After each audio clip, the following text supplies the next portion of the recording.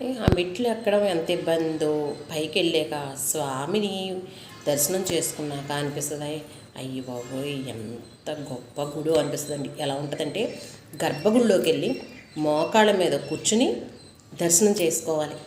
చిన్న లోపల మామూలు విగ్రహం ఉంటుందండి, పెద్ద విగ్రహం. అది కాకుండా స్వయంభూ విగ్రహం ఉంటుంది.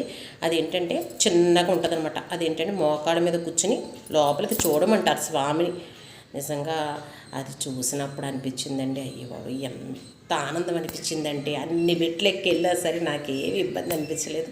ఆ స్వామిని చూసే కలిగిన ఆనందం అస్సలు మాటల్లో చెప్పలేమండి, అంత బాగుంది. కానీ గర్భగుడిలోకి వెళ్ళి అందరూ ఆడవాళ్ళు మగవాళ్ళు పిల్లలు అందరూ ప్రతి మనిషిని కూర్చోబెట్టి మోకాళ్ళ మీద వాళ్ళ గోత్రనామాలు చెప్పించుకుని వాళ్ళకి చక్కగా మంత్రాలు చదివి చెడగోపురం పెట్టి చక్కగాను అన్నీ చేసి అంత ఫ్రీగా చాలా ఇదిగా అనిపించిందండి. నాకు తెలిసి గర్భగుడిలోకి ఏ గుళ్ళోకి గర్భగుడిలోకి వెళ్ళినవారు ఎవరిని కూడా మగవాళ్ళైన ఆడవాళ్ళని కానీ ఇక్కడ గుళ్ళు అలా కదండి. గర్భగుడిలోకి తీసుకెళ్ళి అక్కడ మోకాళ్ళ మీద కూర్చోబెట్టి స్వామి దర్శనం చేయించినప్పుడు అనిపించింది ఇంకా జన్మ ధన్యమైపోయింది అనిపించిందండి. నాకైతే చాలా ఆనందం అనిపించింది కోరుకొండ గుళ్ళో.